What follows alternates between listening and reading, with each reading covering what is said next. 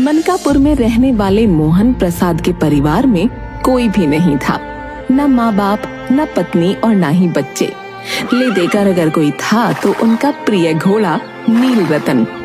मोहन प्रसाद के जीवन में भगवान का भागवत भजन और अपने प्रिय नील रतन की सेवा करने का काम था। एक दिन मोहन प्रसाद नील रतन की मालिश कर रहे थे। तभी गांव का एक युवक वहां से होकर गुजर रहा था। अरे मोहन काका, कुछ भी कहो, आपका ये घोड़ा है बड़ा सुंदर और उतना ही बलवान भी। मैंने कई शहरों की यात्रा की है, लेकिन आज तक आपके घोड़े के जोड़ का कोई दूसरा घोड़ा नहीं देखा। हाँ। नील रतन की तारीफ सुनकर मोहन प्रसाद ऐसे खुश हो रहे थे जैसे कि एक पिता अपने पुत्र की तारीफ सुनकर होता है। सही कह रहे हो तुम, मेरे नील रतन का कोई जोड़ हो भी नहीं सकता। ये इकलौता ही सब पर भारी है। जैसा आनंद और खुशी एक माँ को अपने बेटे को देखकर, एक किसान को अपने लहराते हुए खेतों को देखकर होता है, वैसी ही खुशी मोहन प्रसाद को अपने घोड़े नील रतन को देखकर मिलती थी। मोहन प्रसाद नील रतन से, चलो बेटा नील रतन, तुम्हारी मालिश हो गई है। अब मैं तुम्हें स्नान करा देता हूँ और उसके बाद तुम भोजन करके थोड़ा विश्राम कर लो। तुम्हें वैसे भी मालिश और स्नान के बाद अच्छी नींद आती है। वैसे मोहन काका, कुछ भी कहो, आपका और आपके घोड़े का प्रेम बड़ा ही अनोखा है। जैसा सच्चा प्रेम आप अपने इस घोड़े को करते हैं, वैसा तो मैंने सिर्फ एक माँ का अपने पुत्र के प्रति देखा है। ये मेरा घोड़ा नहीं है, ये तो मेरा सब कुछ है। इसके सिवा मेरा इस दुनिया में और है ही कौन। तभी वहाँ गांव के कुछ और लोग भी आ जाते हैं और एक दूसरे को आंखों से इशारे करके मोहन लाल और उसके घोड़े को देखते हैं। मोहन लाल, कुछ भी कहो, ये तो सच है कि तुम्हारा इस घोड़े के प्रति जो प्रेम है, वो हमने आज तक किसी जानवर के प्रति नहीं देखा है। हाँ, ये जानवर नहीं है। मैंने तुम सबको कितनी बार समझाया है कि ये मेरा पुत्र है और इसका नाम नील रतन है। तुम सब बार बार इसे जानवर या घोड़ा कहकर मुझे दुख देते हो भाई। क्षमा करिए मोहन प्रसाद जी, हमारा वो मतलब नहीं था। हम जानते हैं कि आप अपने घोड़े मतलब अपने नील रतन से बहुत प्रेम करते हैं, परंतु कुछ भी हो, है तो ये घोड़ा ही ना।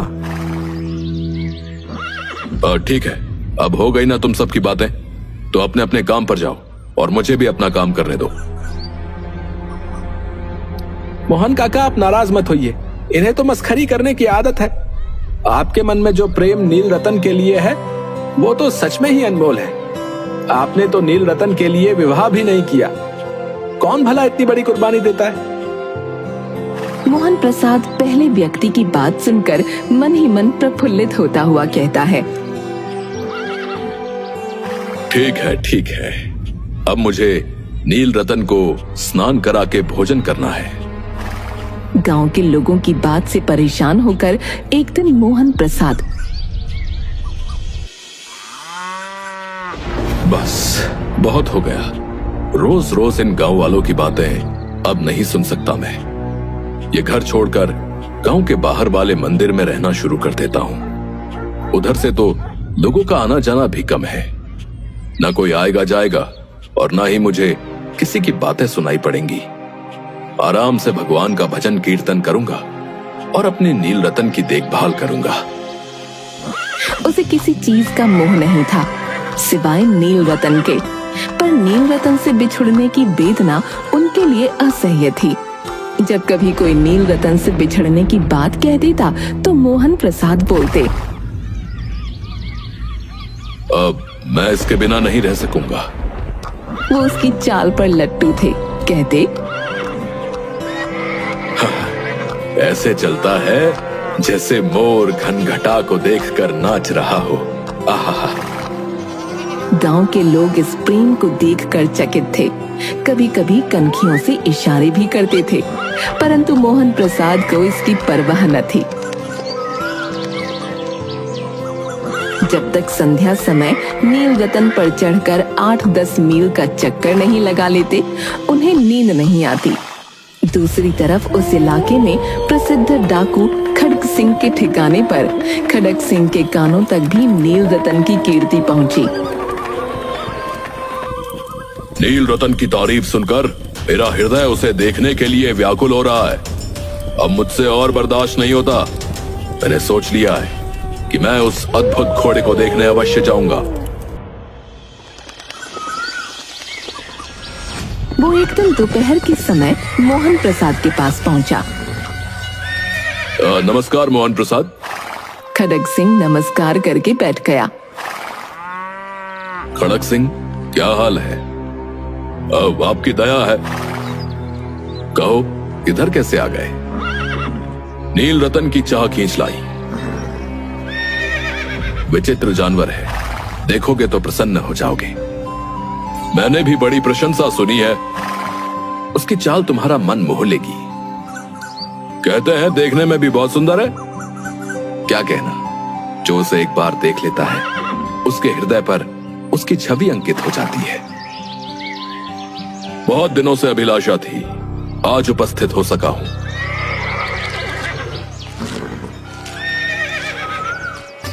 मोहन प्रसाद और खड़ग सिंह दोनों अस्तबल में पहुंचे। मोहन प्रसाद ने घोड़ा दिखाया घमंड से, खड़ग सिंह ने घोड़ा देखा आश्चर्य से। उसने सैकड़ों घोड़े देखे थे, पर ऐसा बांका घोड़ा उसकी आंखों से कभी ना गुजरा था। सोचने लगा, भाग्य की बात है, ऐसा घोड़ा खड़ग सिंह के पास होना चाहिए था। इस साधु को ऐसी चीजों से क्या लाभ? कुछ देर तक आश्चर्य से चुपचाप खड़ा रहा। इसके पश्चात हृदय में हलचल होने लगी। अधीरता से बोला,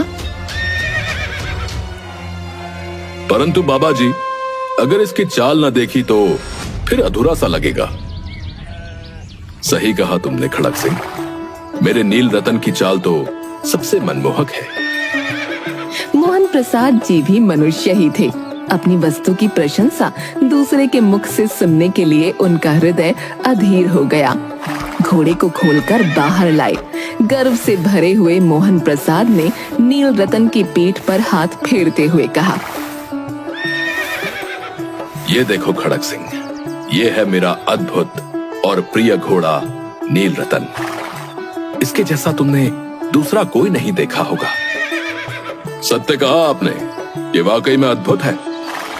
तभी मोहन प्रसाद नील रतन की पीठ पर हाथ फेरते फेरते एकाएक उचक कर नील रतन की पीठ पर सवार हो गए। घोड़ा वायु वेग से उड़ने लगा। उसकी चाल देखकर, उसकी गति देखकर खड़ग सिंह के हृदय पर सांप लौट गए। ये घोड़ा मुझे पसंद आ गया है, और वैसे भी मैं जिस चीज को पसंद कर लेता हूँ उस पर अपना अधिकार बनाकर ही मानता हूँ। ये घोड़ा इस बाबा के पास अच्छा नहीं लगता। ये तो मेरे पास होना चाहिए, मेरे जैसे बलशाली के पास। वो डाकू था। उसे जो वस्तु पसंद आ जाए उस पर वो अपना अधिकार समझता था। उसके पास बाहुबल था और आदमी भी। जाते जाते उसने कहा, बाबा जी, मैं ये घोड़ा आपके पास न रहने दूंगा। मोहन प्रसाद डर गया। अब उसे रात को नींद न आती थी। सारी रात अस्तबल की रखवाली में काटने लगा।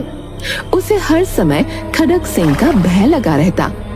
पर कई मास बीत गए, पर खड़ग सिंह न आया। मोहन प्रसाद कुछ लापरवाह हो गया और इस बात को एक बुरा सपना समझने लगा। एक दिन संध्या के समय हमेशा की तरह मोहन प्रसाद नील रतन की सवारी कर रहा था और प्रसन्न भाव से खुद से बातें किए जा रहा था। मेरी नील रतन की सवारी करने में जो आनंद की अनुभूति होती है वो और कहीं नहीं होती।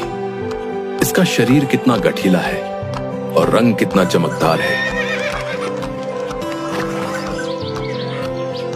मोहन प्रसाद प्रसन्न मुख से चला जा रहा था। संध्या का समय था। नील रतन पर सवार होकर घूमने जा रहा था। इस समय उसकी आंखों में चमक थी, मुख पर प्रसन्नता। कभी घोड़े के शरीर को देखता, कभी उसके रंग को, और मन में फूला न समाता। तभी उसे एक आवाज आई। ओ बाबा, इस कंगले की सुनते जाना। आवाज में करुणा थी। मोहन प्रसाद ने घोड़े को रोक लिया। देखा, एक अपाहिज वृक्ष की छाया में पड़ा कराह रहा था। बोलो, तुम्हें क्या कष्ट है? बाबा, मैं दुखियारा हूँ, मुझ पर दया करो। रामा वाला यहाँ से 3 मील दूर है, मुझे वहां जाना है। घोड़े पर चढ़ा लो, परमात्मा भला करेगा। वहां तुम्हारा कौन है? दुर्गा दत्त वैद्य का नाम आपने सुना होगा, मैं उनका सौतेला भाई हूं। अवश्य, मैं भी तुम्हारी सहायता करता हूं। मोहन प्रसाद ने अपाहिज को घोड़े पर सवार किया और स्वयं उसकी लगाम पकड़कर धीरे धीरे चलने लगा। तभी उसे एक झटका सा लगा और लगाम हाथ से छूट गई। उसके आश्चर्य का ठिकाना न रहा जब उसने देखा कि अपाहिज घोड़े की पीठ पर तन कर बैठ गया है और घोड़े को दौड़ाए लिए जा रहा है। मोहन प्रसाद के मुख से भय की चीख निकल गई। वो अपाहिज डाकू खड़ग सिंह था। जरा ठहर जाओ बाबा जी, ये घोड़ा अब न दूंगा, परंतु एक बात सुनते जाओ। खड़ग सिंह ठहर गया। मोहन प्रसाद ने निकट जाकर उसकी ओर ऐसी आंखों से देखा जैसे बकरा कसाई की ओर देखता है और कहा, ये घोड़ा तुम्हारा हो चुका है। मैं तुमसे इसे वापस करने के लिए ना कहूंगा, परंतु खड़ग सिंह, केवल एक प्रार्थना करता हूं, इसे अस्वीकार न करना, नहीं तो मेरा दिल टूट जाएगा। बाबा जी आज्ञा कीजिए, मैं आपका दास हूं, केवल ये घोड़ा ना दूंगा। अब घोड़े का नाम न लो, मैं तुमसे इस विषय में कुछ ना कहूंगा। मेरी प्रार्थना केवल ये है कि इस घटना को किसी के सामने प्रकट ना करना। खड़ग सिंह का मुंह आश्चर्य से खुला रह गया। मुझे तो लगा था कि मुझे इस घोड़े को लेकर भागना होगा, परंतु आप तो स्वयं कह रहे हैं कि मैं इस घटना को किसी के सामने प्रकट ना करूं। मुझे एक बात समझ नहीं आ रही, इससे क्या प्रयोजन सिद्ध हो सकता है? खड़ग सिंह कुछ समझ न सका। हार कर उसने अपनी आंखें मोहन प्रसाद के मुख पर गड़ा दी और पूछा, बाबा जी, इसमें आपको क्या डर है, बताइए। लोगों को यदि इस घटना का पता लग गया तो वो किसी गरीब पर विश्वास न करेंगे। और ये कहते कहते उसने नील रतन की ओर से ऐसे मुंह मोड़ लिया जैसे उसका उससे कोई संबंध न रहा हो। मोहन प्रसाद चला गया, पर उसके शब्द खड़ग सिंह के कानों में उसी प्रकार गूंजते रहे। तो वो किसी गरीब पर विश्वास न करेंगे। कैसे ऊंचे विचार हैं, कैसा पवित्र भाव है। उन्हें इस घोड़े से प्रेम था। इसे देखकर उनका मुख फूल की तरह खिल जाता था। कहते थे, इसके बिना मैं न रह सकूंगा। इसकी रखवाली में वे कई रात सोए नहीं, भजन भक्ति न कर रखवाली करते रहे, परंतु आज उनके मुख पर दुख की रेखा तक दिखाई न पड़ती। उन्हें केवल यह ख्याल था कि कहीं लोग गरीबों पर विश्वास करना न छोड़ दें। उन्होंने अपने निज की हानि को मनुष्यत्व की हानि पर न्यौछावर कर दिया। ऐसा मनुष्य मनुष्य नहीं देवता है, और मैं देवता को धोखा नहीं दे सकता। आखिर मुझे भी तो उसकी शरण में ही जाना है। रात्रि के अंधकार में खड़ग सिंह मोहन प्रसाद के मंदिर में पहुंचा। चारों ओर सन्नाटा था। आकाश में तारे टिमटिमा रहे थे। थोड़ी दूर पर गांव के कुत्ते भौंक रहे थे। खड़ग सिंह नील रतन की बाग पकड़े हुए धीरे धीरे अस्तबल के फाटक पर पहुंचा। किसी समय वहां मोहन प्रसाद स्वयं लाठी लेकर पहरा देता था, पर आज उसे न किसी चोरी की न किसी डाके का भय था।